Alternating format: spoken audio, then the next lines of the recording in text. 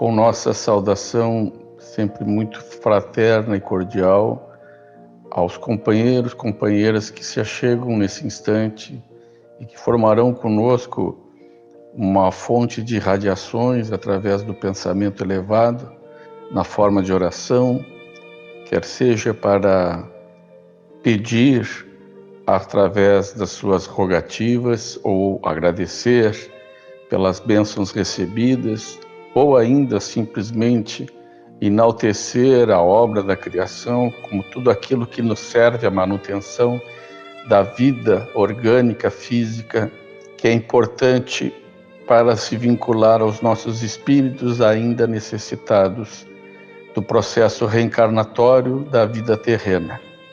A nossa gratidão a todos aqueles que também compõem a espiritualidade que nos assiste, aos mentores da Casa do Lar Fabiano de Cristo, que ora se encontram também neste momento da sala virtual, em que nós projetamos, por assim dizer, através da prece, as nossas melhores intenções para a renovação do espírito, da vontade, do bom ânimo, e trazendo a esperança, o alento para que nós sigamos vivenciando a vida através das experiências que adquirimos, mas, sobretudo, guardando conosco aquilo que é importante como fundamento na ética, na moral e ditando o nosso comportamento em sociedade.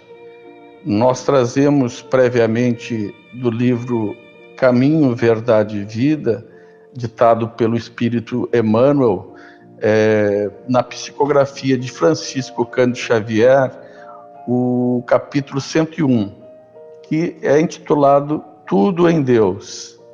Faz remissão ao Evangelho de João, no capítulo 5, versículo 30. É uma fala do Mestre Jesus, apenas um recorte que diz assim: eu não posso de mim mesmo fazer coisa alguma. E agora nós vamos entender o que significa esse recorte, o contexto que ele foi dito, e que está nas entrelinhas, mas que precisamos ler o artigo, a forma escrita de Emmanuel, para compor o entendimento.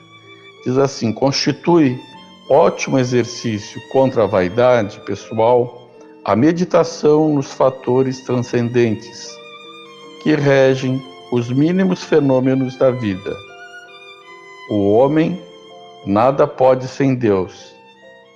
Temos visto personalidades que surgem dominadoras no palco terrestre, afirmando-se poderosas sem o amparo do Altíssimo.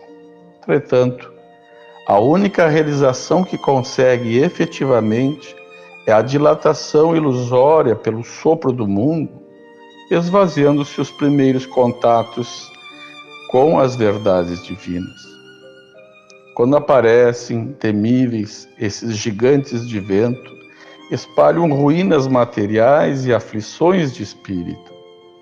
Todavia, o mesmo mundo que lhes confere pedestal projeta-os no abismo do desprezo comum. A mesma multidão que os assopra incumbe-se de repô-los no lugar que lhes compete.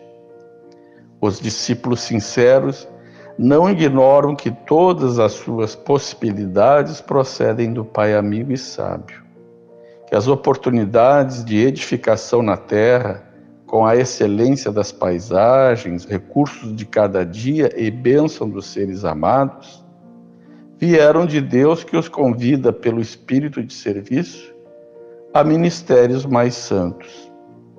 Agirão desse modo, amando sempre, aproveitando para o bem e esclarecendo para a verdade, retificando caminhos e acendendo novas luzes, porque seus corações reconhecem que nada poderão fazer de si próprios e honrarão o Pai, entrando em santa cooperação nas suas obras.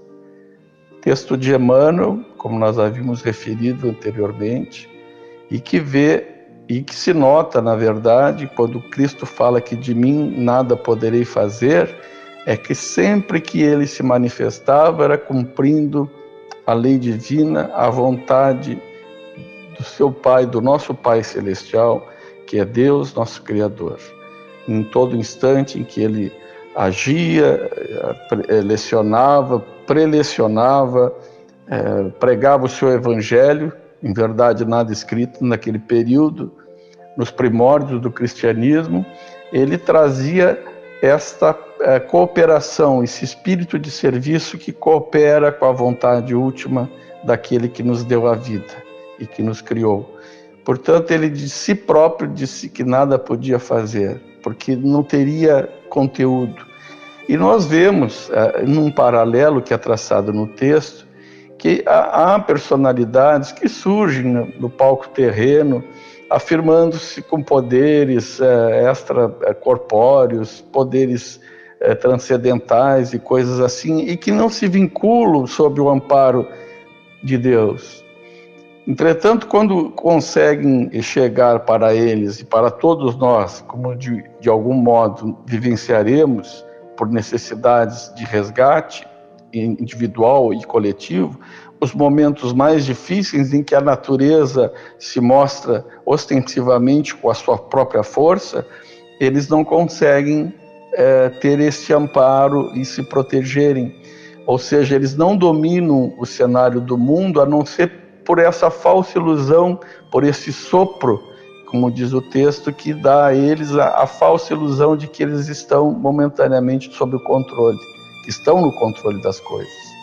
Ora, o homem ainda não domina o mundo no sentido de extrair dele os melhores potenciais e viver em harmonia e paz entre os seus pares, porque não dominou a si próprio ainda.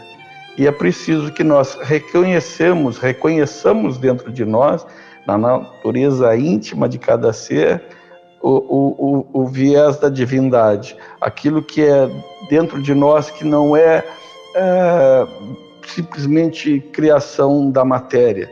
Mas mesmo ela, se em última análise nós não nos apegarmos a nada que transcenda ela, se nós olharmos o corpo humano, os seus funcionamentos, dos sistemas de tecidos, células e assim por diante, nós ficamos embevecidos porque sabemos que o homem não é capaz de fazer isso sem um concurso divino. Quer dizer, alguma origem divina nós acabamos tendo, porque ainda precisamos desse contraste da vida terrena para valorizar aquilo que ainda não sabemos dar o devido valor.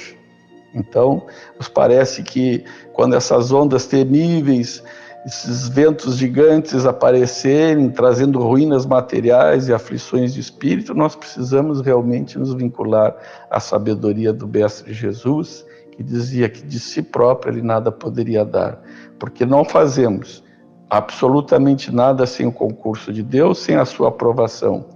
Então, aqueles que são mais esclarecidos, que conhecem a verdade, as filosofias, os caminhos dessas luzes, trazem intimamente no seu próprio coração, honrando a tarefa que nos é incumbida, trazem em seus próprios corações a ideia de cooperar com as obras de Deus.